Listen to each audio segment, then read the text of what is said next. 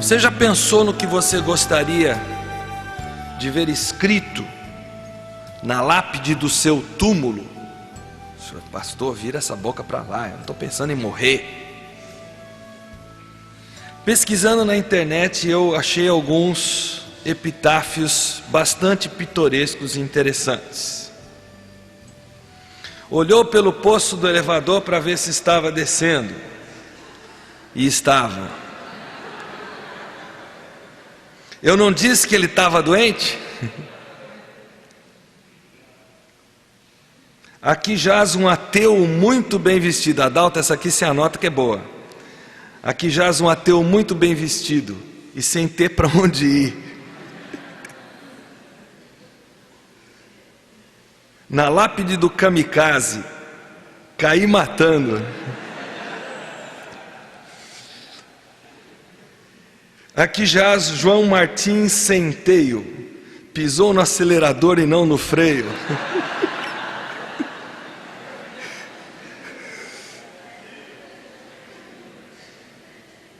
Eu fui alguém na vida. Quem? Não é da sua conta. Essa aqui que vem agora é relativa à mensagem de ontem. Na lápide do funcionário público, é no túmulo ao lado.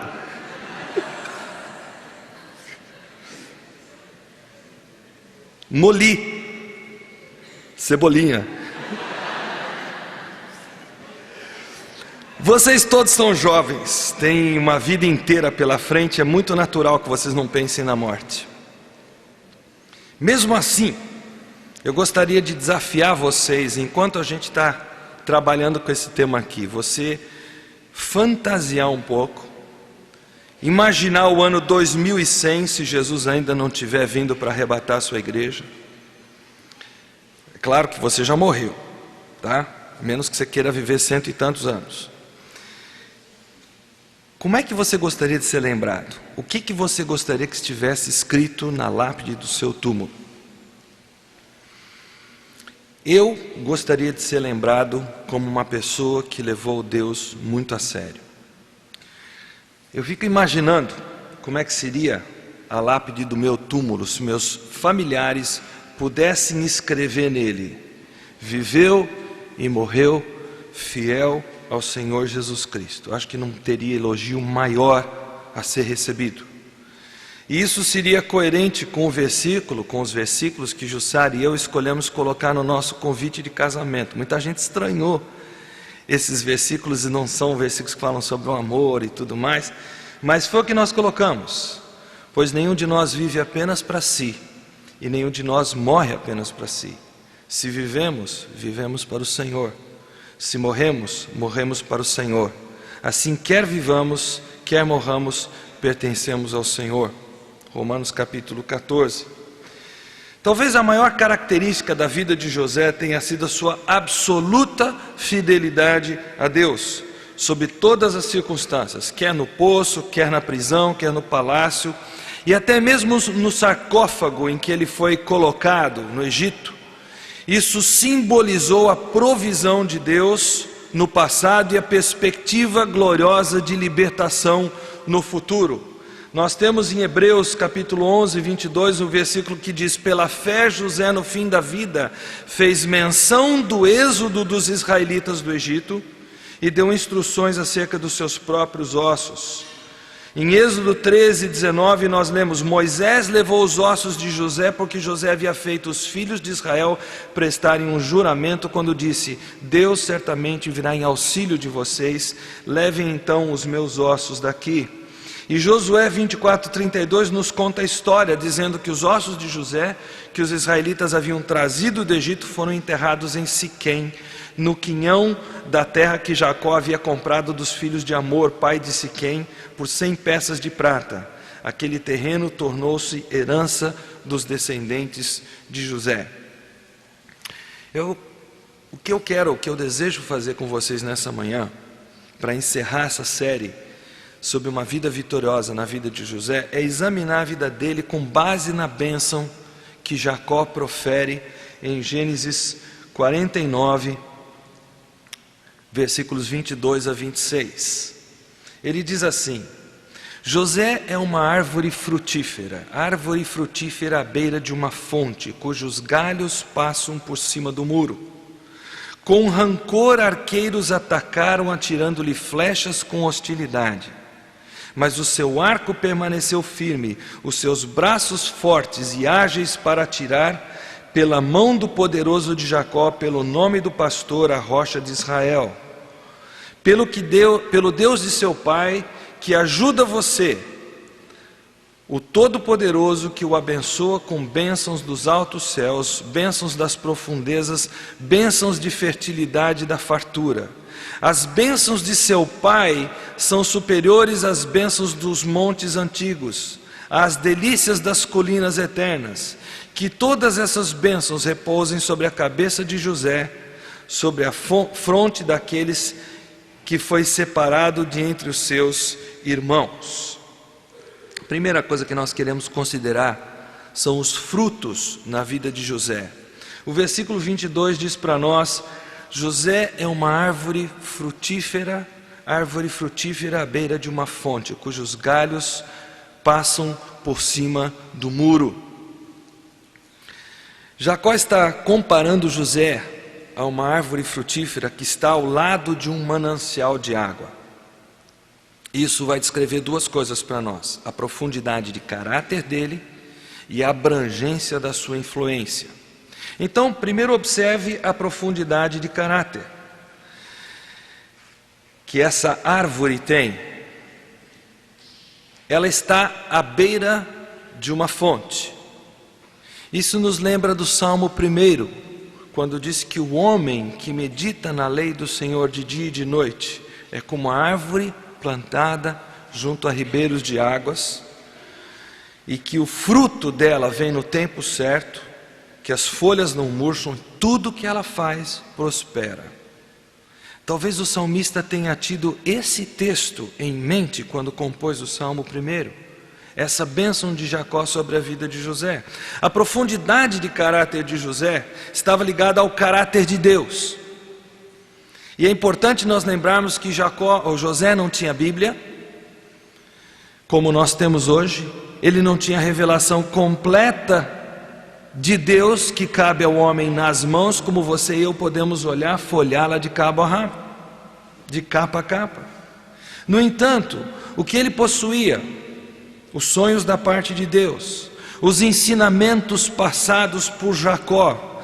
Vamos nos lembrar que dos 10 aos 17 anos, José já estava com um pai convertido. Então ele deve ter tido um tempo especial com seu filho, ensinando a respeito de Deus. Mas José também deve ter aprendido dos erros do pai, das observações que ele fez de como funcionava aquela família disfuncional. Parece até uma contradição aqui, né? Era tudo que José tinha. Você e eu temos a palavra eterna para meditar nela, dia e noite. Temos o Espírito Santo habitando em nós como professor residente, que nos conduz, que nos guia a toda a verdade, diz a palavra. Mas observe também a abrangência de influência dessa árvore, cujos galhos passam por cima do muro. A profecia de Jacó aqui está dizendo que Efraim, o filho mais novo de José, seria uma tribo que muito se multiplicaria em Israel. Mas se nós olharmos para trás, a abrangência da influência de José não foi pequena também no passado. Na casa de Potifar, por exemplo, Potifar logo percebeu que o Senhor estava com José e que o fazia prosperar em tudo que realizava. Por isso, agradou-se de José e tornou-o administrador dos seus bens. Potifar deixou a seu cuidado a casa toda, lhe confiou tudo que possuía. Desde que o deixou cuidando da sua casa e de todos os seus bens, o Senhor abençoou a casa do egípcio por causa de José. A bênção do Senhor estava sobre tudo que Potifar possuía, tanto em casa como no campo.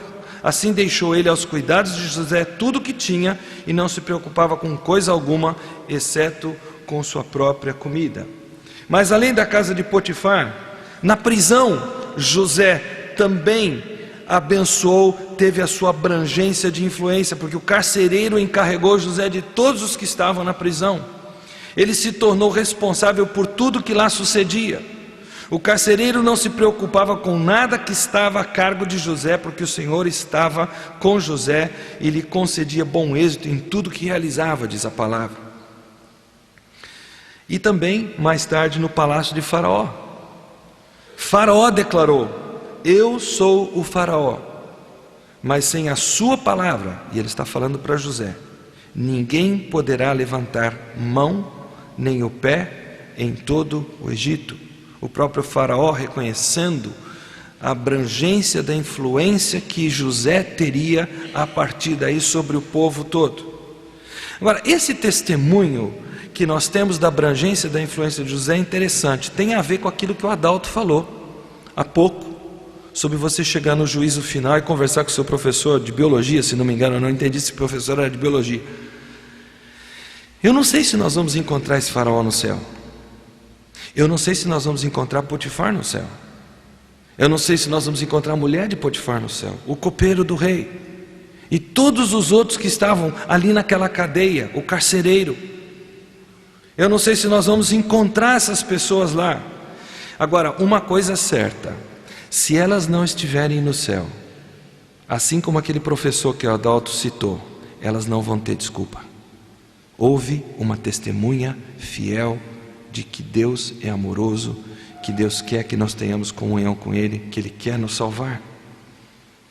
Agora, por outro lado, José pode ter conseguido que algumas dessas pessoas tenham se tornado tementes a Deus. A gente não sabe pelo relato bíblico, pelo testemunho dele.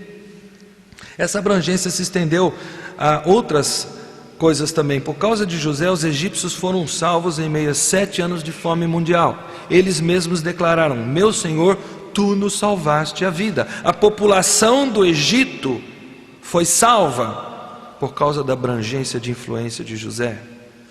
E tem mais. Em Êxodo 1:7 nós lemos: os israelitas proliferaram, tornaram-se numerosos e fortaleceram-se muito, tanto que encheram o país. Está falando do Egito. Se não fosse a abrangência de influência de José, os israelitas teriam morrido também.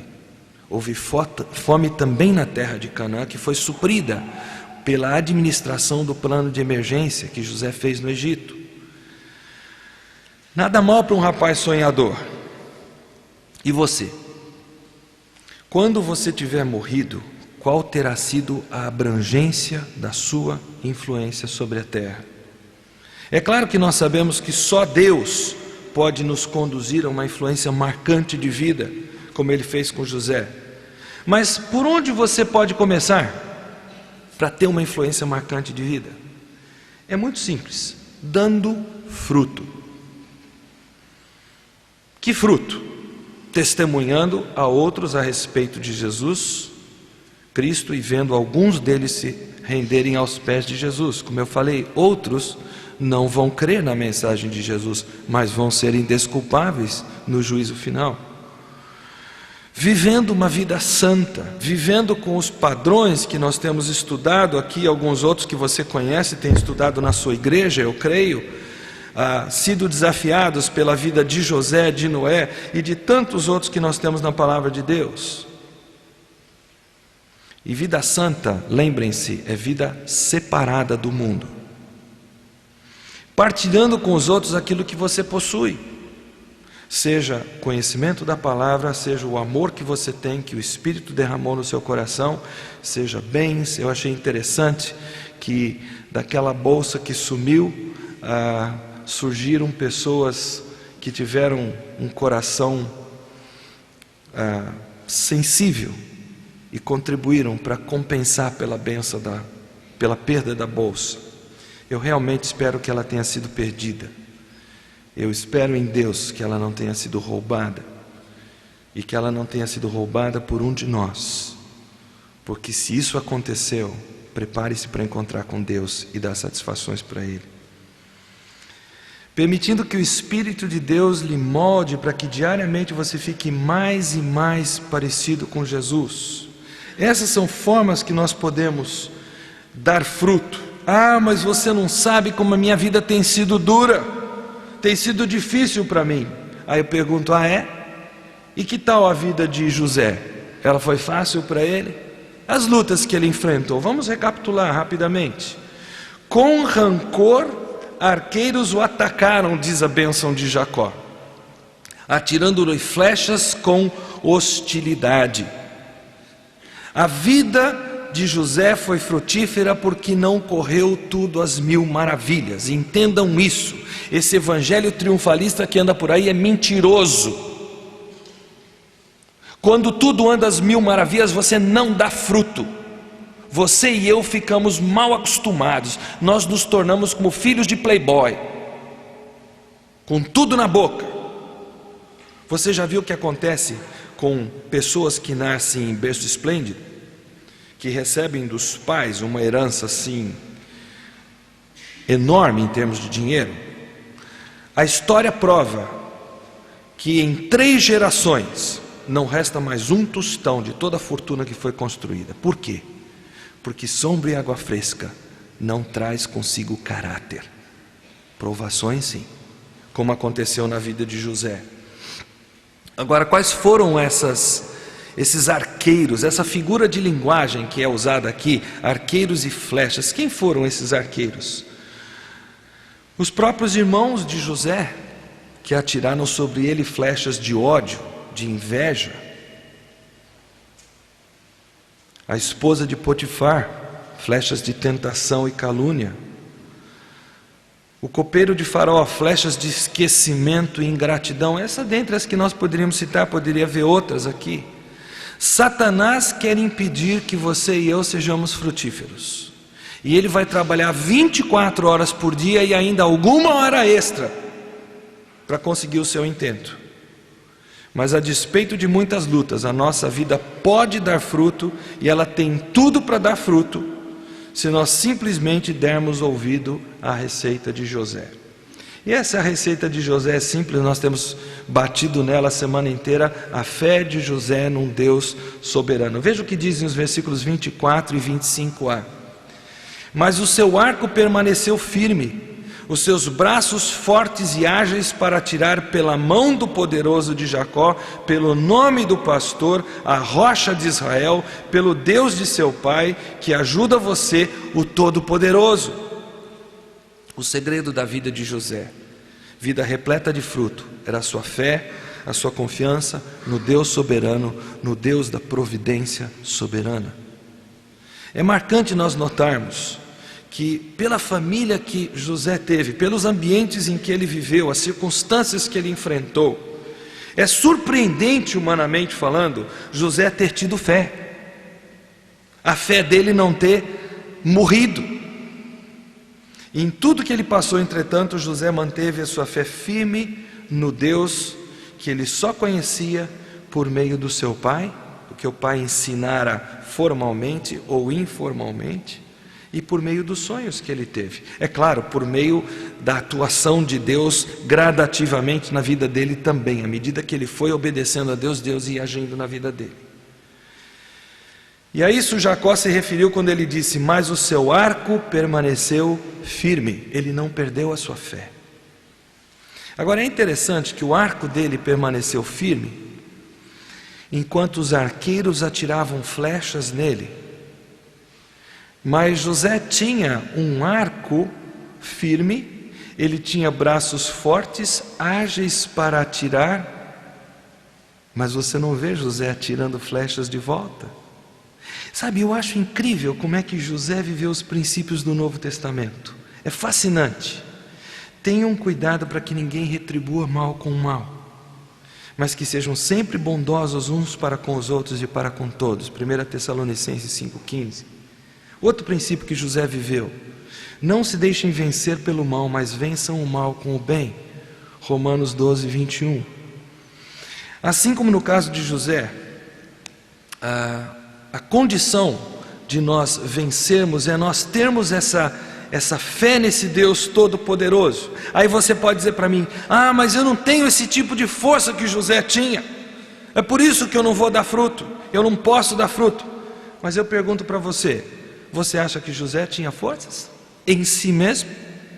Não. Onde é que ele foi buscar essas forças?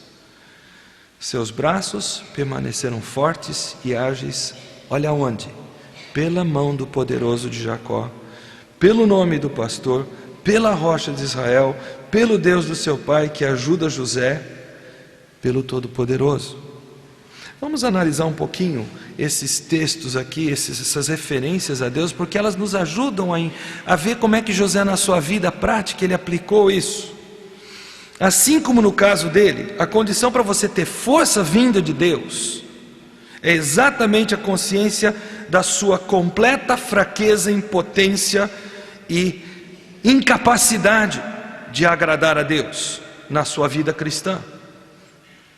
Quando nós nos apegamos à nossa própria força, nós somos semelhantes a Jacó voltando para se reencontrar com Esaú. Jacó fica sabendo que Esaú vem ao seu encontro com uma comitiva de recepção de 400 homens. Puxa, como meu irmão é bonzinho, ele me vem receber com um exército. Com um exército? O que ele quer com esse exército? 400 homens. Ele não está vindo com a família dele, ele está vindo com um exército, 400 homens. Aí José treme na base. Ele treme na base, porque embora ele tenha encontrado com Deus ali em Betel, na ida, e tenha feito promessas de dar o dízimo e tenha tido aquele sonho, até aqui Jacó existe em cima da sua manipulação. Ele nem sequer enxerga a bênção que Deus deu para ele da reprodução dos rebanhos como sendo algo que não foi ele que fez. A inteligência dele foi dada por Deus, mas ele não percebe isso. Tanto que nesse encontro com com Esaú, Jacó está tremendo de medo. E aí Deus tem que fazer ele passar por aquele lugar de passagem do Jaboque, o vale do ribeiro do Jaboque, diz algumas versões da Bíblia de vocês. E às vezes Deus tem que fazer você e eu passarmos pelo vale do Jaboque também, para que nós aprendamos de uma vez por todas que não é a nossa força que vai conseguir vitória, é a força vinda do Senhor. Eu acho interessante que nessa cena nós vemos Jacó admitindo a verdade a seu respeito pela primeira vez na vida. E eu disse para vocês que ele tem perto de 60 anos de idade, quase metade da vida que ele viveu. Ele morreu com 130. Eu não consigo imaginar José passando por tudo que ele passou, senão por meio das forças do Deus de seu pai, como disse para nós o versículo 24. Quando eu leio o que Jacó diz a respeito do comportamento de José, eu só posso crer que Jacó relatou fielmente a José o que aconteceu naquele vale, porque José já era nascido, mas ele era pequeno, e ele não passou pela experiência que Jacó passou ali lutando com aquele anjo. O que aconteceu naquela luta? Jacó venceu a luta com o anjo. A Bíblia diz que ele saiu vencedor, mas será que ele venceu no sentido de ter derrotado o anjo? Claro que não. Ele não derrotou o anjo, até porque, em termos de teologia, aquele anjo, quando a Bíblia se refere ao anjo do Senhor, ela se refere a uma aparição de Jesus Cristo antes dele se fazer carne, uma cristofania, ou uma teofania, como a teologia chama. É muito provável que Jacó estivesse lutando com o próprio Jesus. Como é que ele iria vencer Jesus? Em que sentido ele iria vencer Jesus? Fica claro quando a gente analisa o que aconteceu. O anjo fez a pergunta para ele: qual é o seu nome? E o que ele responde? Jacó. Pela primeira vez na vida, ele está diante de uma situação que ele tem que admitir que o nome dele, lembrem-se que os nomes na Bíblia tinham um significado muito rico. O nome dele queria dizer usurpador, tirador de proveito, aquele que manipula tudo que tem direito. Quando ele quis ser abençoado por esse anjo, a condição era reconhecer a verdade a seu respeito. E a condição para você e eu sermos abençoados por Deus é nós reconhecermos diante de Deus a nossa realidade, que nós somos manipuladores, que nós somos pessoas que querem tirar proveito pessoal das situações, que nós somos pessoas que normalmente lutam com suas próprias forças, inclusive para vencer na vida cristã. Quando nós dizemos isso, aí Deus nos declara campeões. Aí Deus muda o nosso nome, como mudou o nome dele para Israel, campeão com Deus. Porque ele havia admitido que não era na força dele que ele iria vencer, e sim na força de Deus. E ele teve uma prova monstruosa de como Deus agia sobrenaturalmente, porque ele, embora tenha essa experiência, ele ainda vai para o encontro com Esaú e toma providências, e ele pega a parte da família que ele ama menos e põe na frente, a parte da família que ele ama mais e põe por último na fila, e dá um monte de presentes para Esaú. E olha o que Esaú vira para ele e diz, em Gênesis 33:8, Esaú perguntou: o que você pretende com todos esses rebanhos que encontrei pelo caminho? Ser bem recebido por ti, Senhor, respondeu Jacó. Ele chama o irmão de Senhor. Disse, porém, Esaú: eu já tenho muito, meu irmão, guarde para você o que é seu. Nós vamos ver que ele insiste, no fim Esaú acaba aceitando, porque ele sabe que Jacó é chato, é um mala sem alça. Mesmo depois do reencontro com Deus, ainda tem resquícios da vida anterior dele de ser manipulador, mas ele vê a mão de Deus aqui dizendo: o homem que veio com 400 homens me saudar, diz: você não precisa me dar presente, cara, Deus me abençoou, estou contente de te ver, vamos caminhar junto nós dois, vamos viver juntos. E Jacó ainda fica desconfiado, e vai morar a mais ou menos 150 quilômetros de Esaú, embora tivesse prometido para ele que iria atrás dele. Ele iria na frente, mas que ele fosse atrás, porque ele tinha crianças pequenas, não podia andar na velocidade que o exército de Esaú poderia. Quando nós olhamos para a realidade ao nosso respeito, e nós a confessamos para o Senhor tem a liberdade de abrir as comportas da sua bondade, como nós vimos no Salmo 31, e despejar a sua bondade sobre a nossa vida. Deus tem a liberdade de abrir os recursos sobrenaturais sobre a sua vida e a minha vida, para que ela seja abençoada, uma vez que Ele venceu a parte mais difícil na sua vida e na minha vida, quebrar a nossa independência dEle, e nos tornar dependentes da soberania dEle. Mas muito cuidado, você vive num mundo que enaltece quem vence, quem não reconhece suas fraquezas, quem nunca pede perdão. Isso é o que o mundo vai cobrar de você. Você vai sempre estar lutando contra a maré. Agora, como alguém já disse sabiamente, o Adal estava falando isso outro dia, né? Que nós temos que nadar contra a correnteza.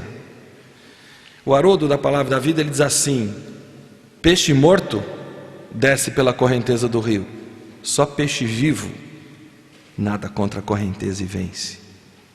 Tem muita gente morta nesse mundo, indo conforme a correnteza do mundo, mas você está vivo por Cristo Jesus e você pode nadar contra a correnteza. Ok, versículo 24, veja só o que diz o texto. José venceu os arqueiros e as flechas, por quê? O seu arco permaneceu firme pela mão do poderoso de Jacó. Ele ouviu seu pai contar como é que foi essa história do Val de Jaboque, como é que tudo acabou bem. Então ele percebeu que ele tinha um Deus poderoso. Agora, ele está ouvindo isso quando ele tem entre 10 e 17 anos. Então mais tarde ele aplica isso na sua vida. Mas não só que Deus é poderoso, ele percebeu que esse Deus poderoso era um Deus pessoal. É o Deus do papai, pode ser o meu Deus também, se eu confiar nele, se eu viver perto dele.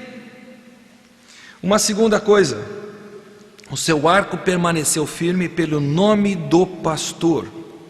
Interessante que Jacó usa essa figura do pastor, porque ele provavelmente está vendo José, os seus filhos, como ovelhas. E como é que é a ovelha? A ovelha é volúvel, ela é teimosa, ela é dependente, ela é lerda, ela precisa de um pastor para cuidar dela.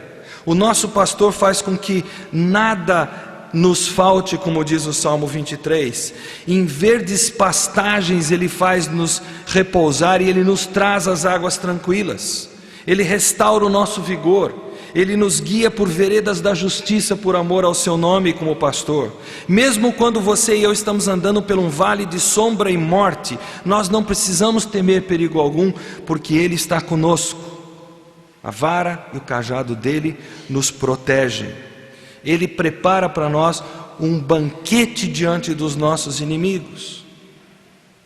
Eu repito que eu acho que o salmista, em várias circunstâncias, estava se reportando a essa profecia que foi proferida por Jacó com relação a José. José venceu os arqueiros também.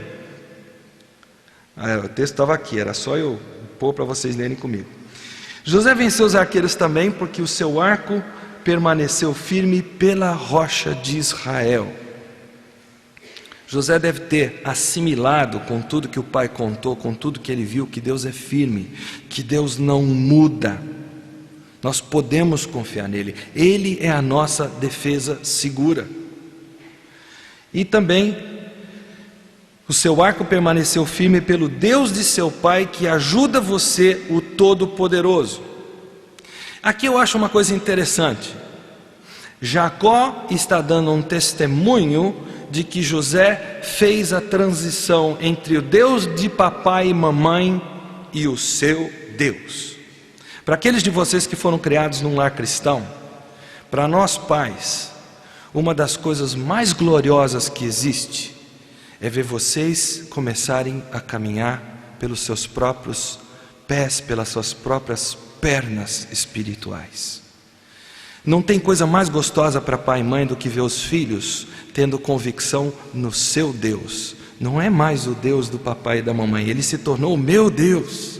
E foi isso que José fez. E ele teve que fazer isso porque ele não teve saída.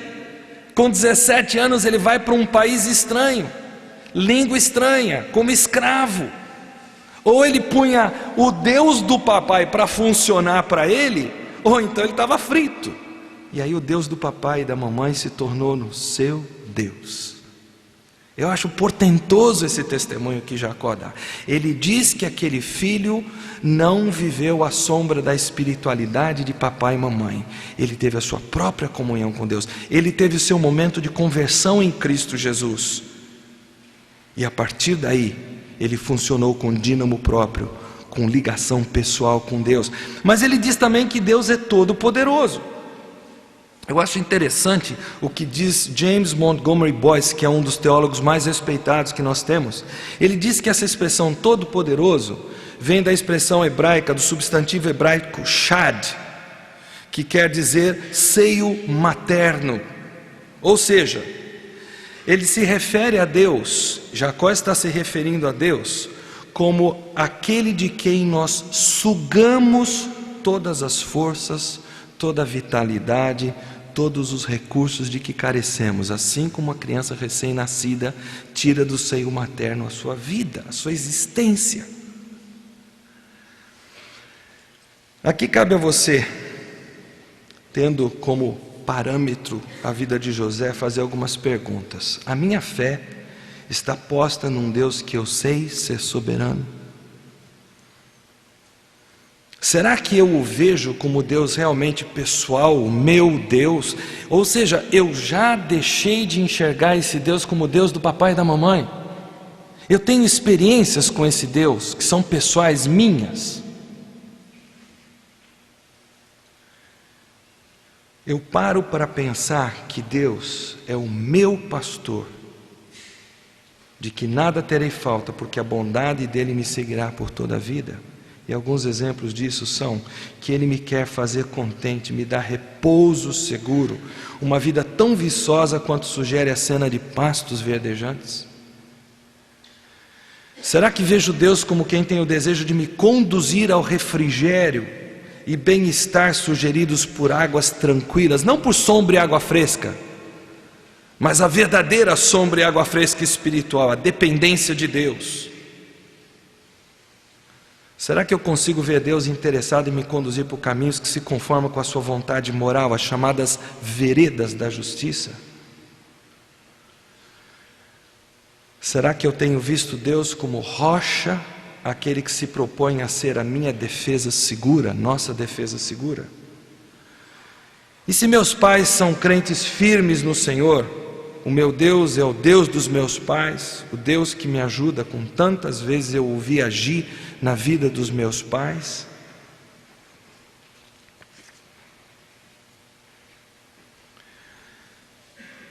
Isso nos traz a nossa última consideração, a consequente plenitude da vida de José, que está nos versículos 25b a 26. O texto bíblico diz para nós o seguinte: que o abençoa com bênçãos dos altos céus, bênçãos das profundezas, bênçãos de fertilidade e de fartura. As bênçãos de seu pai são superiores às bênçãos dos montes antigos, às delícias das colinas eternas. Que todas essas bênçãos repousem sobre a cabeça de José, sobre a fronte daquele que foi separado entre seus irmãos. Repare que nesse texto aqui nós temos a expressão abençoa e bênçãos 7 vezes. Parece redundância. Não, Jacó está querendo dar um recado claro para José. Quando a vida é frutífera, quando existe fé num Deus que é soberano, o resultado só pode ser uma plenitude de vida. Só pode ser eu viver na plenitude do potencial que Deus deu para mim, para a glória dele. Você percebe que a bênção de Jacó está voltando a falar dos antepassados dele. Aqui no texto da NVI não parece muito claro, mas na revista atualizada, eu não tenho esse versículo aqui. Na revista atualizada, ele fala: as bênçãos de teu pai excederão as bênçãos de meus pais até o cimo dos montes eternos. Quando ele diz aqui, as bênçãos de seu pai serão superiores às bênçãos dos montes antigos, as delícias das colinas eternas. Ele está prometendo para José que as bênçãos que José vai receber são maiores que as bênçãos que foram prometidas a Abraão e a Isaac e a ele mesmo. Agora, eu me pergunto, será que nós cremos nisso? Nós achamos isso linguagem retórica. Por exemplo, João 14:12, quando Jesus diz: digo-lhes a verdade, aquele que crê em mim fará também as obras que eu tenho realizado, fará coisas ainda maiores do que estas, porque eu estou indo para o meu Pai. Você acredita no que Jesus falou aqui? Repare bem, quem está falando? É Jesus. Jesus pode mentir? De maneira alguma. E quando Jesus começa com essa expressão, digo-lhes a verdade, ou nas versões mais antigas, em verdade vos digo, ele está querendo deixar claro e seguro para você que aquele que não pode mentir está dando uma promessa que, se você crê nela, você pode levar o cheque no banco porque tem fundo, não vai voltar. Agora, nós cremos de fato que nós podemos realizar obras maiores do que o próprio Jesus realizou, conforme a promessa dele. Sabe o que isso diz para mim e para você? Nós temos a bênção de Deus à nossa disposição, nós só não fazemos uso dela. Isso é uma tristeza. Talvez não façamos uso porque nós não cremos num Deus que é soberano, e por isso nós não damos fruto. Consequentemente, a nossa vida não pode ser usada na plenitude do seu potencial, como foi o caso da vida de José. Não é à toa que José, ao morrer, disse para os seus filhos, para os seus irmãos: não me enterrem numa pirâmide com tesouros dessa terra. Ele não disse nessas palavras, mas em efeito foi o que ele disse. Ele sabia que quaisquer recursos materiais que ele tivesse recebido eram para abençoar outras vidas. Quaisquer bênçãos espirituais que ele recebesse tinham que abençoar outros, e essas haveriam de acompanhá-lo para a eternidade, para ser o galardão dele. É por isso que em Hebreus 11:10 a Bíblia fala a respeito de Abraão, eu voltei, o que eu fiz aqui? Não, eu já passei. Eu não tenho o texto de Hebreus 12, 11, 10. Falando de Abraão lá em Hebreus 11, 10, e também se referindo a Isaac e Jacó, e consequentemente a José, o texto bíblico diz assim: pois ele esperava a cidade que tem alicerces, cujo arquiteto e edificador é Deus. Quando você vive uma vida dependente da soberania de Deus, e você dá fruto, é mais do que lógico que você experimente plenitude de vida como José experimentou. E é mais do que lógico que você tenha os seus olhos voltados para a eternidade, não voltados para esse mundo, para os valores desse mundo, procurando arrebanhar tesouros desse mundo, fama desse mundo, etc. No final do relato da vida de José, nós temos um testemunho eloquente de tudo isso. Veja o que diz Gênesis 50, 22 a 26. José permaneceu no Egito com toda a família de seu pai. Viveu 110 anos e viu a terceira geração dos filhos de Efraim, seus tetranetos.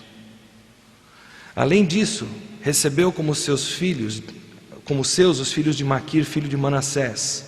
Antes de morrer, José disse a seus irmãos: estou à beira da morte, mas Deus certamente virá em auxílio de vocês e os tirará dessa terra, levando-os para a terra que prometeu com um juramento a Abraão, a Isaque e a Jacó.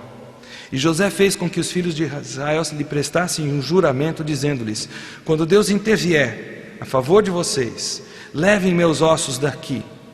Morreu José com a idade de 110 anos, e depois foi embalsamado e colocado num sarcófago no Egito. E esse sarcófago depois seguiu com o povo de Israel para a terra prometida. A palavra de Deus promete honra a filhos, promete vida longa a filhos que honram a seus pais, a filhos que estão querendo viver dentro dos parâmetros de Deus. E José teve essa vida longa, uma vida literalmente de patriarca, daqueles que vêm terceira, quarta, quinta geração, como foi o caso de Jacó, que viu até uma geração a mais do que José, nos diz o texto bíblico. Isso talvez seja uma das maiores mostras da aprovação que Deus tinha sobre a vida de José, sobre o rico legado que José deixou. Eu não sei o que isso faz com vocês, mas isso mexe comigo. Eu que já estou deixando a idade de ser o pai que influencia os filhos, e já estou caminhando para aquela idade que eu estou começando a querer ser avô. Isso mexe muito comigo. A minha parte com os meus filhos eu já fiz, a minha esposa já fez a parte dela com os nossos filhos. Agora a gente não vê hora de virem os netos, para a gente começar a poder influenciar a vida dos netos, mostrar para eles esse Deus maravilhoso, ajudar os filhos a imprimirem nos netos, nos filhos deles, que esse Deus vale a pena ser seguido. Como eu expliquei para vocês aquele cálculo, cada filho tendo 4 filhos, e daqui a 5 gerações, 1.256 pessoas, se não me engano, se o meu cálculo estiver certo, vivendo uma vida reta diante de Deus. Eu quero terminar os meus dias, se Jesus não voltar antes, com a mesma convicção da intervenção de Deus e o cumprimento das suas promessas que José teve, de que Deus faria para os seus. Eu quero concluir minha vida passando para os meus a mesma convicção de José. Assim como o Egito não era a habitação final dele, ele anelava por estar com Deus. Eu quero ter a certeza de terminar os meus dias deixando claro para os meus filhos que aqui não é meu lar. Como diz aquele cântico antigo, um viajante sou. Eu sei que não é muito comum para vocês pensarem em morte, na idade que vocês estão. Mas, como eu disse, o que estaria escrito na lápide do seu túmulo depois que você for embora? Qualquer um de vocês que teve um estudo formal na área de administração, pelo menos, de planejamento, conhece um pouquinho das técnicas do chamado PERT, aquela coisa que você pega o alvo final e você coloca no dia tal, por exemplo, meu filho vai se casar. E ele falou: pai, eu estou assim meio assustado, o que eu faço para chegar no casamento, tá com tudo feito? Eu falei: você tem que fazer um PERT. O que é um PERT? Você bota lá, dia tal, digamos em janeiro, estou me casando. O que tem que acontecer para que isso ocorra? Convites, papéis, documentos, casa para morar, etc. Aliste ali as coisas que tem que acontecer. E aí você começa a voltar na sua vida dizendo: para que nesse dia eu possa estar me casando, eu tenho que ter, por exemplo, os convites distribuídos tanto tempo antes. Para que eles estejam distribuídos tanto tempo antes, eles têm que sair da gráfica tanto tempo antes. Para que eles saiam da gráfica tanto tempo antes, eu tenho que estar com os dizeres resolvidos tanto tempo antes, até chegar o dia de hoje. Uau, mas o tempo está apertado. Então você tem que distribuir o que vai acontecer nesse meio tempo. A minha sugestão é que você faça um PERT. Você não sabe quando você vai morrer. Mas olhe lá para frente, imagine a lápide do seu túmulo e comece a olhar as áreas da sua vida em que você precisa trabalhar para que você possa chegar ao final da sua vida e isso ser uma verdade, uma realidade com relação aos dizeres que estão ali no seu túmulo. Da mesma forma que eu penso nisso na minha vida, eu quero propor isso para vocês, e eu gostaria que a gente terminasse mais uma vez com a cabeça curvada, os olhos fechados. Eu vou fazer algumas perguntas, algumas colocações, mas eu insisto que você fique com cabeça curvada e olhos fechados, que você esteja pensando só nisso, não distraído com qualquer outra coisa. Pense e responda isso para Deus. Primeiramente, José ouviu atentamente o que o seu pai tinha a lhe passar a respeito de Deus. E isso foi se constituindo numa base essencial para o futuro que estava reservado para José por Deus. Eu pergunto para você, você vem de um lar cristão? Se você vem de um lar cristão, a sua conduta é a de ouvir seus pais, ou você passa batido por aquilo que eles ensinam, recomendam para você? Alguns de vocês têm pais que são verdadeiros exemplos de fé, de vida com Deus. Vocês estão atentando para a vida deles? Vocês têm agradecido a Deus pelo privilégio do lar em que vocês nasceram, que outros aqui que não nasceram nesse lar cristão gostariam demais de ter esse privilégio? Você tirou bom proveito até aqui do ambiente cristão, de igreja, conferências, acampamentos que você frequentou? Ou isso tudo não tem passado de um momento de curtição, de som, de amizades, etc. para você? Segundo lugar, José recebeu de Deus sonhos que mostravam o que seria o seu futuro e ele se apegou a esses sonhos. À medida que Deus hoje fala a você através de conferências como essa, de pregações, do seu próprio estudo da palavra de Deus nos seus momentos de hora silenciosa, você vem colocando esses recados de Deus para funcionar na prática na sua vida?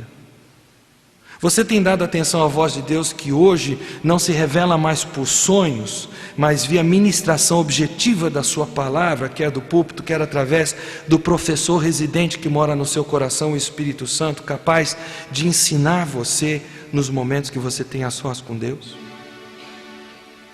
A vida de José não foi nem de perto, em terceiro lugar, uma vida que nós poderíamos chamar de fácil, agradável, pelo menos no seu início. Ele só chegou ao topo aos 30 anos de idade. E assim mesmo, logo de início, ele pegou um rabo de foguete tremendo, tendo que administrar aqueles 7 anos de fome no Egito. Você é o tipo de jovem que dá ouvidos a esse evangelho triunfalista que está por aí, que não é bíblico, que anda dizendo que vida com Deus é sombra e água fresca? De que se tudo caminha às mil maravilhas, se não caminha às mil maravilhas, deve ser necessariamente porque tem pecado na sua vida ou falta de fé? Eu não estou dizendo que o pecado não cause problemas, ele causa, mas ele não é a única causa de problemas. Você está confiando no que dizem esses falsos mestres de que se você vive com Deus, tudo tem que estar caminhando às mil maravilhas? Isso tem frustrado você porque a sua vida não caminha às mil maravilhas? E até tem dado a você a ideia de que você é um crente de segunda classe? Se esse for o caso, eu queria que você nesse momento confessasse a Deus o pecado de você estar dando ouvidos a falsos mestres e não ao que a palavra ensina. Pensando na vida de José, admita diante de Deus que Ele tem o direito de ordenar os eventos da sua vida como aprouver a Ele, Deus soberano. Agora diga a Deus que você entende que a única forma de você ser bem-sucedido, de ser um sucesso aos olhos de Deus, é curvando-se à soberania dEle em sua vida, que pode incluir arqueiros atirando flechas de ódio, inveja, tentação e calúnia, esquecimento e ingratidão, dentre tantas outras flechas que você pode encontrar na sua vida. Diga a Deus que você entende que essas provações vêm para o seu crescimento, para que você se pareça mais e mais com Cristo Jesus.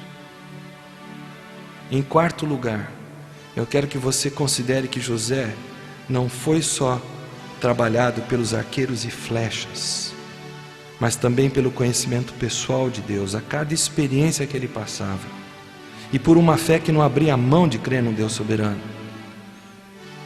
e que tem um momento certo, seu kairós, para nos colocar naquela posição em que Ele vai realmente nos usar. Abra o seu coração com Deus, admita a sua impaciência, o seu imediatismo com Ele, quando Ele parece não ouvir você, não atender às suas orações com a rapidez que você esperaria. Diga a Deus que você reconhece pelo que você viu na vida de José, que somente quando você estiver totalmente dependente dEle, e no momento dEle, é que a sua vida cristã começará verdadeiramente a dar frutos que permanecem. E por último, eu peço que você também considere que Jacó, ou José melhor dizendo, acabou sendo abençoado e tendo uma vida que constantemente abençoa outros, porque ele não quis dirigir o seu destino. Ele deixou o seu destino nas mãos do soberano Criador e Deus. Peça a Deus que lhe permita aprender essas lições, para que a mão de bênção de Deus possa pairar sobre a sua vida e estender a abrangência dessa bênção à vida de outras pessoas. Diga a Deus que você não se contentará até que você se torne bem parecido com Jesus. Não importa o preço a pagar. Converse silenciosamente com Deus.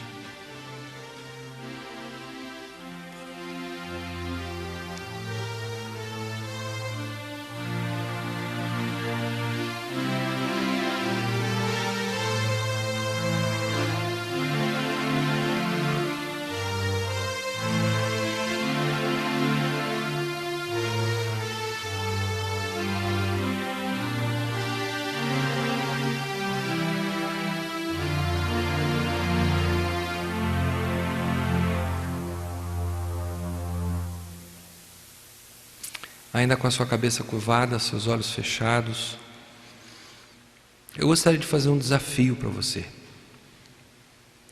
Não é do nosso estilo de ser fazer um apelo para que pessoas venham à frente para aceitar Jesus. Nós cremos que Deus toca no coração, e quando Deus toca, Ele toca para valer. Mas com relação à vida cristã, eu acho importante a gente tomar certos passos diante de Deus. Eu acho importante aquele momento em que você diz para Deus: Deus, agora eu quero, para valer. Agora eu quero ter vitória na vida de tentação sexual. Agora eu quero ter vitória na vida que não acredita em maldição de família, mas que olha para circunstâncias desagradáveis como meios de Deus agir e ensinar verdades preciosas. Agora eu quero saber no momento da adversidade reagir de forma certa como José reagiu e aprender as lições, não passar batido por elas.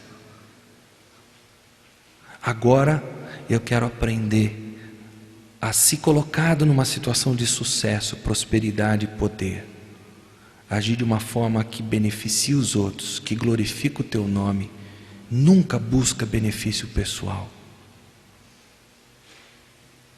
Agora eu quero, Senhor, lidar com as situações de não perdão na minha vida. Eu não quero crescer com amargura sendo curtida no meu coração e envenenando a tantas outras vidas. Eu quero ser uma vida frutífera como a de José, uma vida cuja abrangência dos frutos se estende e não para mais, não tem limite, só o Senhor conhece o limite.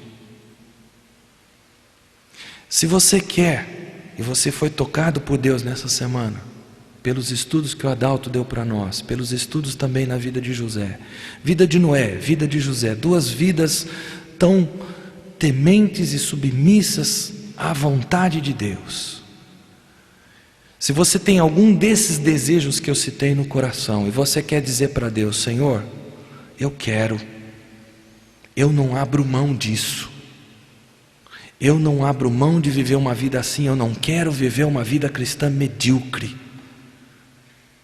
Se você quer colocar esse propósito diante de Deus, eu vou pedir que você fique em pé no seu lugar, de olhos fechados, cabeça curvada. E não fique em pé porque outros estão ficando. Talvez você já tenha tomado essa posição diante de Deus, e você está firme nela, você não precisa levantar. Mas se nessa semana Deus tocou de alguma forma no seu coração e você quer que Ele continue a atuar, dê esse testemunho para o próprio Deus, dê esse testemunho para a sua própria alma: eu quero, eu não abro mão disso.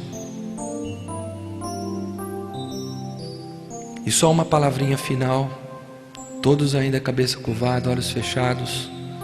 Talvez algum de vocês que esteja sentado porque ainda não conhece o Senhor Jesus, pode estar frequentando a igreja há muitos anos, pode até vir de um lar cristão, ou quem sabe não é de lar cristão, mas ainda não teve aquele momento de colocar sua confiança em Jesus como seu único e suficiente Salvador. Eu quero dizer para você que talvez Deus tenha usado essa semana para tocar na sua vida, e para você de uma vez por todas ouvir a voz de Deus, não resisti-la, e dizer que você coloca a sua confiança em Cristo Jesus. Você pode fazer isso nesse momento, se Deus estiver te dando a oportunidade de dizer para Jesus que você o quer como seu Salvador, como aquele que vai fazer a sua vida ter sentido.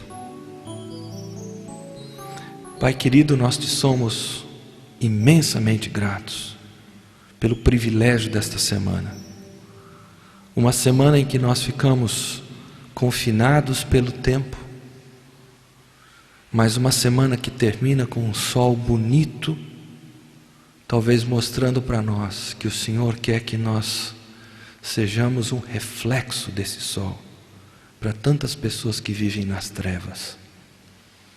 Senhor, abençoa a tomada de posição de cada um aqui nesta manhã. Ajuda cada jovem desses, a cada adulto, a ter nas vidas de José e de Noé verdadeiros exemplos a serem seguidos. Ajuda cada um, ó Pai, a enxergar que Deus não chama super-homens, Ele chama pessoas para serem grandemente usadas por Ele. Mas para isso essas pessoas precisam se submeter a esse Deus, precisam deixar a sua independência, a sua manipulação, a sua tendência de correr na frente de Deus. Tudo isso e tantas outras coisas têm que ser colocadas aos pés do altar de Cristo, na cruz de Jesus. Ajuda que todos nós estejamos fazendo isso nesta manhã, ó Pai, para a Tua glória, pois nós oramos em nome de Jesus. Amém.